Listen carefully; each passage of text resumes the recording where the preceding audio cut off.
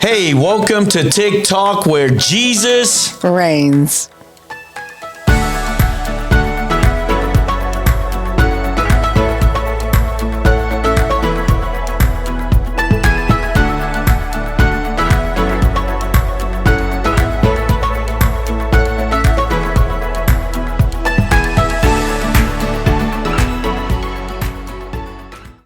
Hey, Richelle, how you doing this beautiful, beautiful day? I'm doing great. You're looking great. Thank you. Thank you. Just had lunch with my daughter, her husband, and my grandkids at our new Chick-fil-A here in Lawton. Come on. And on the west side. I know. Our side is growing. I know it. You looked last night, we were driving by. We were on the phone. Because we drive separate cars, not like we're riding in the same car and talking on the phone. But well, I would drive in your big truck if I didn't have to have a ladder that takes me all the way to heaven. Yes. Well, it's Jacob's ladder, but we named it Richelle.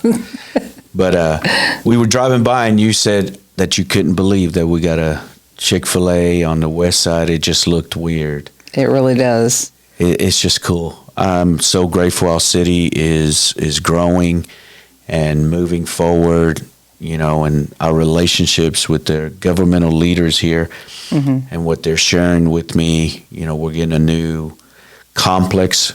I think it's a sport complex is what they were saying on the east side. Yeah. So I'm just really enjoying what God is doing in our city, and our prayers are being answered for our city. So that's just so cool. So how you been doing, Richelle? I am doing well. Was sick for about a week and was supposed to go on a trip with you to Montana with Apostle Lisa. How do you pronounce her last name? Let's stick to just Apostle Lisa. I don't want to. And but I was grateful that Apostle Terry was able to go with you. And the day before we were leaving out, I wound up getting sick, a stomach bug, not covert like Mama Jones says, covert, but it was actually a pretty bad stomach bug that was going around and really had me down and out. And normally you will cancel a trip to stay back with me and take care of me because you've always been that way, always have taken care of me. And so, but this time you knew that you were supposed to go, and I thank God that I had my daughter and Crystal, my spiritual daughter, to stay back and help take care of me. Yeah. I mean, I really appreciate them. And even John and Jennifer brought you something. They left you a bag of goodies. Yeah, they left you a Scooby snack at the door. And so, but there were several at the unpack center that wind up getting a stomach bug and just, change of weather and things of that nature. And everything going on. So, I really missed you. We had a very, very impactful time in Montana. It looked like it. It really did. There's 12 tribes there, 8 reservations, and they're wanting to move forward into something new. So working real close with some of the tribal members there that are kingdom-minded and want to see an advancement. Not that the old wineskin is going to be thrown away. What was a foundation, now we need to begin to build on it with the new. And there were some elders there. There was young ones there. So it was really good, really good. And it's been a prayer for me for close to 3 years for God to open the door for us to go to Montana. And in those 3 years, he brought a spiritual daughter with her kids from Montana with her husband. She's Blackfeet. And again, that's Jennifer and John and their daughters, and their son came, and then grandsons came. And so it's been really exciting. It's been really exciting, and about to go to Massachusetts and I love it because these people, they're hungry. They want to learn, because we're going to talk about accountability today. Whoa! Don't be talking about that. And so I love it because they see us getting trained here, but of course it starts with our head, and I love it because we are accountable to someone. We're accountable to Apostle Chuck Pierce at Gloria Zion. But before that, we were accountable to Apostle Jay Swallow and Joan Swallow. And it wasn't just And Apostle Ann Tate. And Apostle Ann Tate. And it wasn't just, by email or text, but we actually have a relationship with all of our apostles. That right there, Richelle, is the key thing, is relationship. Another one that we work real close to is Apostle Terry Burkeen right here from Oklahoma. But it's about relationship. It's not just about, signing a paper and all of a sudden we say, hey, yeah, I'm under, Gloria Zion, or I'm under whoever, but yet there's no relationship. You can't pick up a phone and call them. And that's one thing that what we're establishing is with some of the ministries that we're apostolically over, and even some businesses that I stay in communication and we have relationship with them, and they know that they can call us, because that's real. That's the real deal, is that accountability. And as we have it with our apostolic oversight, we also offer that to those that come under our apostolic oversight, which was Apostle Chuck actually commissioned us to begin to do that. And we just didn't go up, wake up one morning and say, hey, we're going to go start, opening up apostolic centers on reservations and this and that. We've never, you and I have never self-appointed ourselves to anything. We've never made our connections on our own. We never have pushed it. We never, went and prostituted ourselves out there. And a lot of people do that because they don't want to be held accountable, but then they want financial support, or they want to be able to go here and here and here and there to talk, and I call those spiritual gypsies, because they're just out there on their own. Richelle, I just love you so much. But I thank God that we were taught that, though, to be held accountable, to have covering. I just see that, to me, accountability, there's safety there. Here's one of the ways that I've been able to illustrate it, and I'm surprised you haven't brought it up, so I'm going to beat you to it. I wind up ministering many, many moons ago. It's funny how we do it native style, many moons ago. Point your lips as you're doing it. So just don't take a picture and put it on Facebook with your lips. Anyway, let's not go there. Filtered. That's another topic. That's another episode. But one of the ways I illustrated it that the Lord showed me was, you have an umbrella. An umbrella may sit, in your trunk, in your purse, wherever. But as soon as it starts raining or a hailstorm, what's the first thing you do? Is you get covering, right?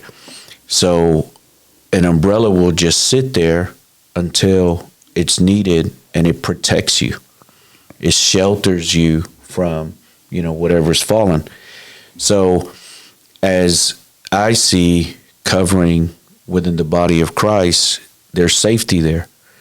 You can go and that there's someone there that is not they're going to love you, let me say that, but they're also going to be real with you and not baby you and not be passive, or shouldn't be passive. So, but here's where the bigger thing is, there's a lot of ministers out there or people that share the gospel, but they have no covering. And here's why, Richelle, because they don't go to church nowhere. They travel, they minister, they, do what they do, but yet they literally don't really submit or have spiritual covering. And the Bible is real specific about that. In Hebrews chapter 10, starting at verse 24, it says, "And let us consider thoughtfully how we may encourage one another to love and to do good deeds." Here's 25. "Not forsaking or abandoning our meeting together as believers for worship and instruction, as is the habit of some, but encouraging one another, and all the more faithfully as you see the day of Christ Jesus' return approaching. So the thing is, here's what they consider not abandoning the gathering. They go to somebody else's church to speak or to minister, but yet themselves don't have what we would call a church home, that there's a pastor or an apostle that is over them, that will keep them accountable. They don't want that. They don't want that. No. They want to go and travel and then get financial support from people, but yet they're not submitted to somebody. Yeah. And I don't know, maybe there may be some even out there that financially they don't tithe anywhere, they don't give first fruits, they don't give offering, but yet they ask people to give to them. And to me, that's not a good thing. No, it's not. It really isn't. I believe that every believer should have a level of accountability. Somebody should be holding them accountable, because I believe if a lot of the ministers that you see, all the stuff coming out, that if they literally had some accountability, they may have not done what they've done.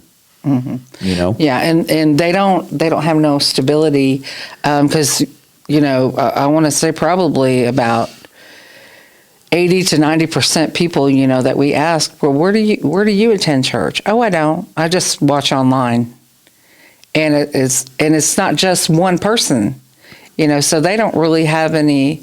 Like you said, a relationship, I thank God, when I was talking about when I was down, and out, I meant that I had our church tribe family, that was there, and that, and that's one thing I love about that, is that we have one another.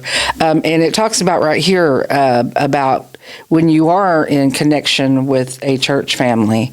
A church provides a community of like-minded people for support, sharing joys and burdens, and offering help during difficult times. You see, and that's what a body will do. With people that you're building relationships. But because people have been hurt in the church, or, and if it's every church that you've gone to that something happens, well, like my daughter always says, if it happens more than a certain amount of times, look at the factor, look at the real problem. It may not be the other people, it may be you. But here's the thing too, Richelle, if you're hurt because of church, then why are you out there ministering? That's true. You shouldn't be ministry. If you have church hurt, but see, what happens is people suppress it because they want to be able to go out instead of dealing with it. You want people to come hear you preach. You want people to come hear you sing. You want people to come see all this, but yet you yourself are carrying these wounds. And for some, they've had church trauma. Yeah. Well, then get some deliverance, man. Yeah. Get some healing, because then you're ministering from a healed heart. We've been talking about the heart and the consecration of the heart, and at the end of the day, it's a heart issue. Yeah, and really, we're all going to have issues with somebody.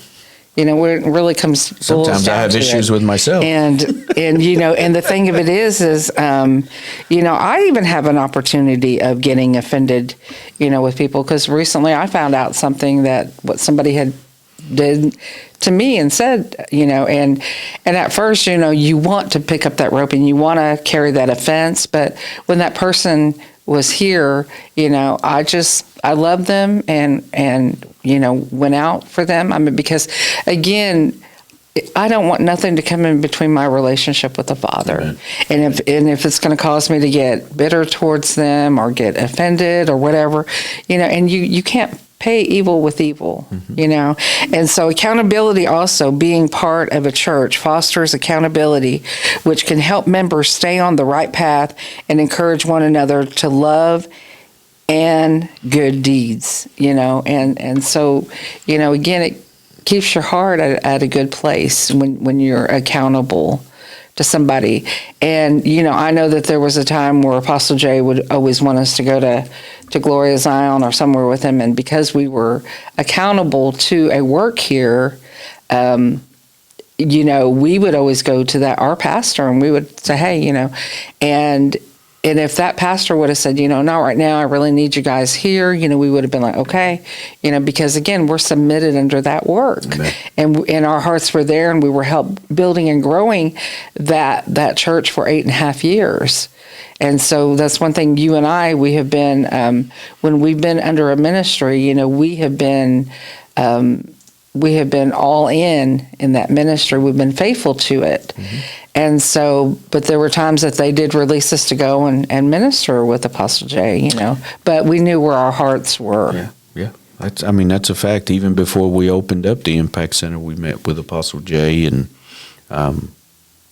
he was ready for us to step out. We had that accountability. I want to drop this because that was good what you read there. Biblical accountability is God's system. Biblical accountability is actually God's system of believers helping one another walk in holiness, truth, spiritual growth, and protection from sin.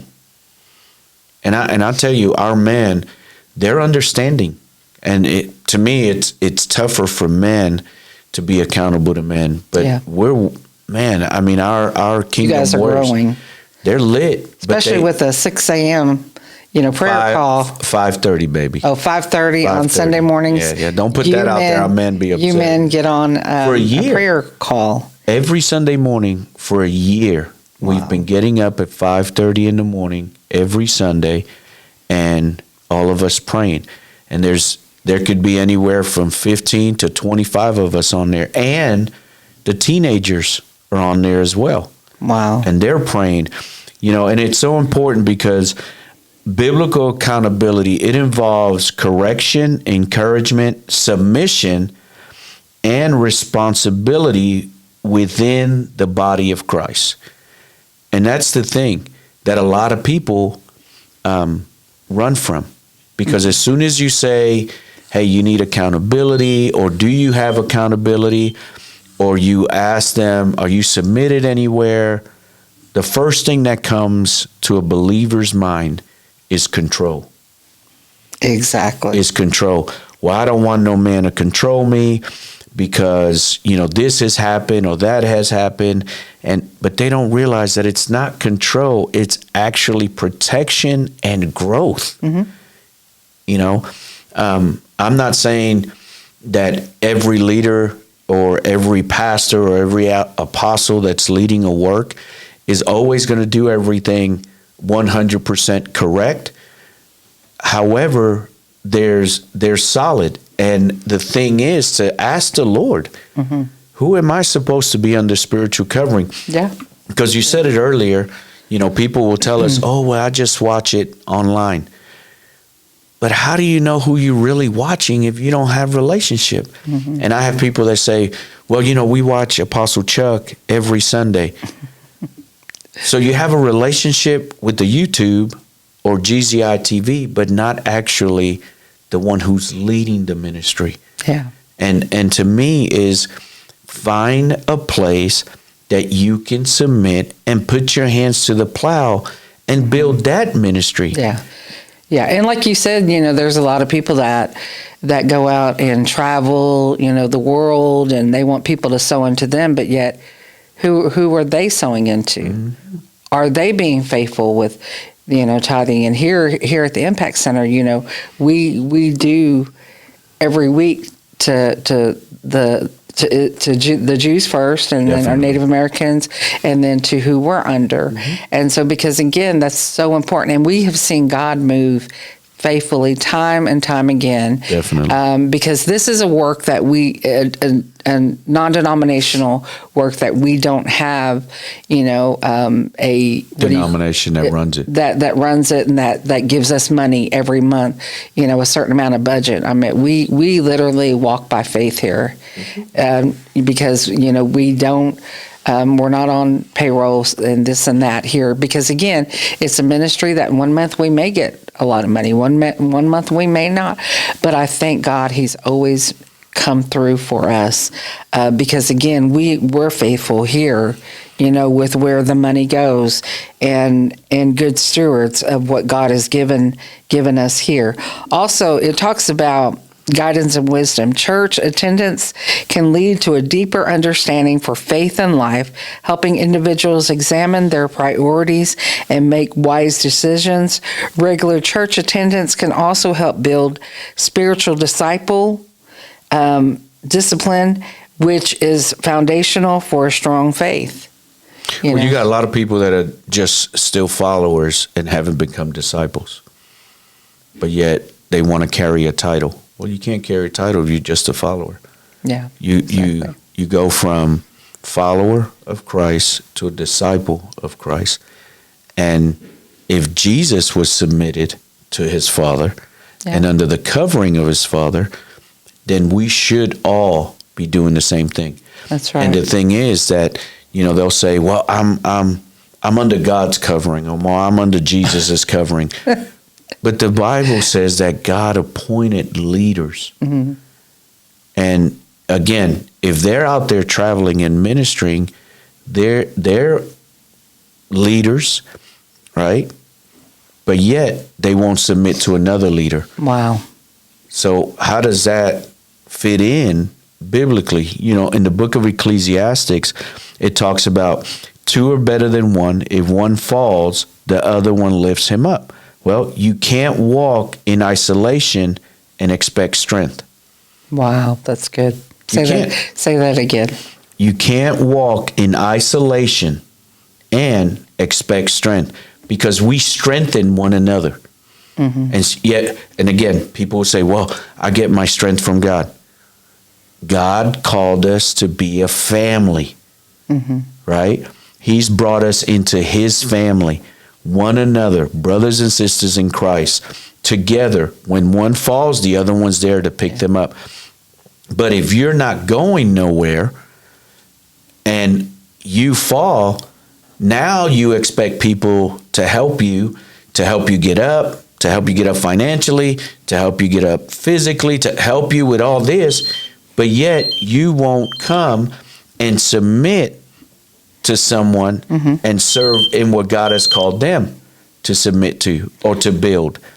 And I remember years ago, the Lord specifically told me, put your hands in another man's vineyard, build another man's vineyard, and see what I'll do with yours. And it's that faithfulness to be willing. And everything wasn't always, I didn't understand everything that our pastor did. Yeah. I wasn't involved in everything that our pastor did. But I didn't agree with everything that he did. But at the end of the day, that's where God told me to bring my family and submit to that work. And two, it's a trust factor. Do you really trust people? And that's a hard issue, though. But again, that brings me right back to, are you in fear of God or are you in fear of man? And so, we have to learn to put our trust in God, and God will lead and guide us to where we need to be at. And so, but again, because we want that control, we don't, like you said, that's the first thing that people will say is, I don't want nobody controlling me, and to me that is a trust factor. And so, because I watch people and I see how their relationships are with people. And if it's not solid, then I think, how is your relationship with the Father? Wow. Because again, it's a trust factor.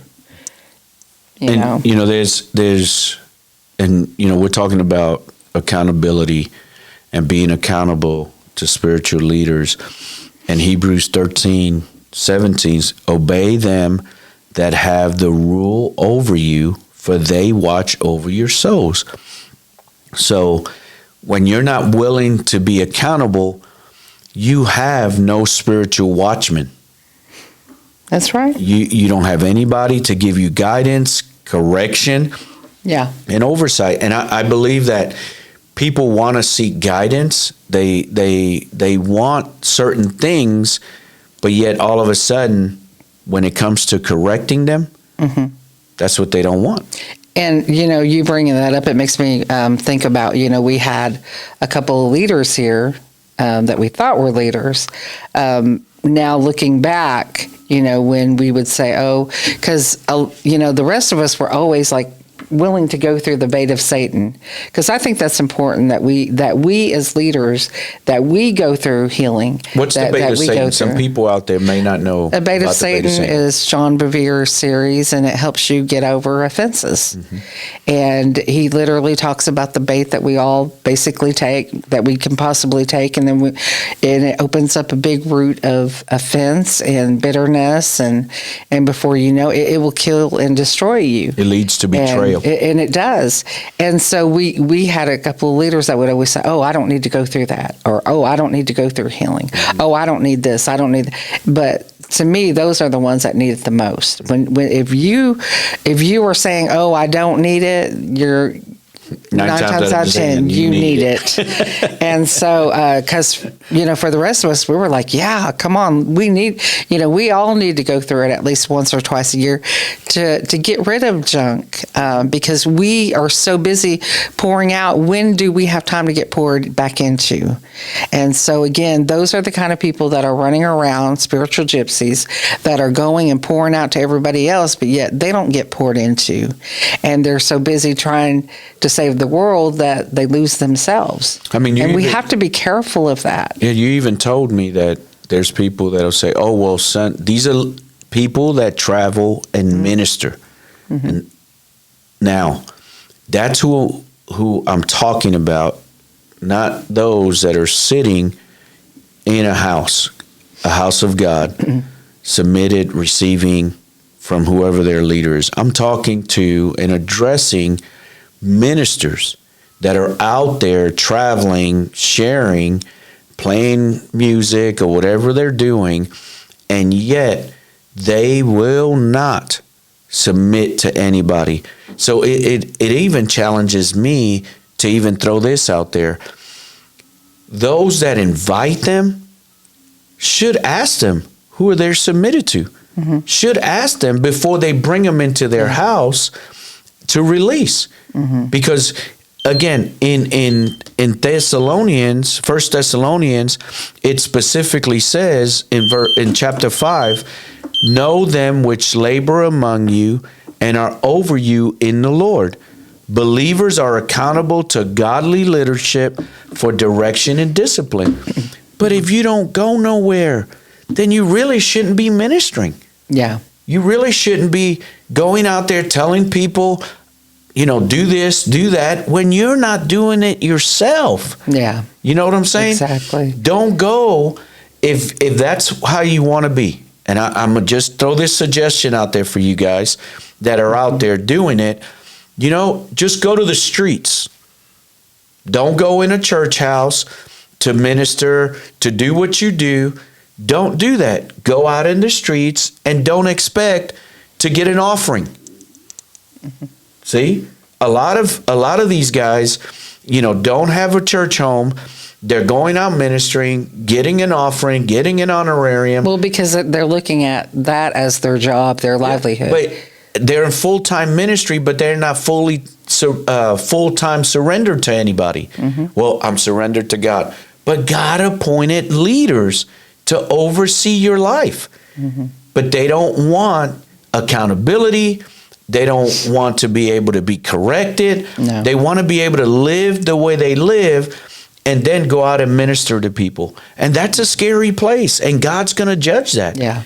And there's a lot of people running around with a lot of head knowledge, but not revelation. And it all goes back again, Richelle, to the heart. They have a heart that has been circumcised, but not consecrated. Because a consecrated heart understands, biblically, you can see it through all 66 books of the Bible, that leaders had people submitted to them, and those leaders were submitted to people. Yeah. You take David. Look at David's leader was King Saul. tried to kill him multiple times, did all kind of things to him, and yet he stayed submitted to his leader. He stayed accountable to his leader. Because God told him to. And that's the thing. God tells us in his word to do it. And yet we're abandoning staying submitted and coming under spiritual authority. Yeah. But then we want to portray that we have all this spiritual authority. I'm an apostle. I'm doctor. I'm this and I'm that. Man, it just makes me wonder, did you pay for your apostleship? Or did God truly call you to be an apostle? $39.99. I mean, let's be real, man. Yeah. Who are you really accountable to? Yeah, and again, that kind of throws up red flags and questions for me if I see somebody that's always constantly gone and traveling, and it's like, okay, where at some point do you just stay put and you get poured into? Well, they do. They watch it on YouTube. They watch it on YouTube. And I guess a lot of people like the hype, always being on the road, traveling, going to new places, and again, it just, again, I hear a lot of people talking about, well, that's my livelihood. When I go to churches and I pick up an offering and and they look at it, well, that's how I get blessed, all the time. I love to travel. I'm gonna tell you that. I know you're challenged by it, but I love to travel. But I have a home that I come to, and that's what I'm talking about. And that's the thing. And I love to do what I do, traveling, ministering, like we do. But there's a balance. There's a balance of it. Yes, there's a balance of it, though. I enjoy being with my TIC tribe. I enjoy when I go to GZI and be with my GZI tribe there, getting poured into the leaders that Apostle Chuck brings in, speaking into our lives. And that's the thing. In wrapping this up, guys, I just want to encourage all of you, especially you that are out there traveling and ministering, get some covering. Yeah. Get some accountability. Submit yourself to somebody because 9 times out of 10, if you do, you'll have some support. Yes. There's people here at TIC that they know if I reach out to Apostle Ray or Pastora, there's support, there's covering, there's safety, guys, in covering. There's safety and accountability. So again, Richelle, man, you did a great job. Give me a big fist bump. Man, you got a lot of bling on. I always enjoy talking with you. I get excited about it and being able to share. Hey, guess what I forgot? Yes, I love it. I love it. I love it. It looks good. Guys, we got shirts. We're getting some hats. We still got oil. We got candles. And I believe that Pastor Jesus and Prophet Karina with their creative minds and spirit. And they're constantly moving and moving forward. And we're pressing you, ain't you? Yeah. I'm glad you're staying accountable. Thank you so much. And I love it because the minute that they got the idea, they jumped on it and they ran with it. Yeah. They didn't drag their feet or make excuses. And next thing you know, you come walking in here with a shirt and I'm like, what? Yo, when did this happen? That's how we roll. Hey guys, we love y'all. Thank you so much for watching us. Remember, contact us, reach out, get on our Facebook page, Instagram, and you can email us at impactcenter.information@gmail.com. We'd love to hear from you, comment. So, hey, take care. God bless you. And goodbye from TIC Talk, where Jesus reigns.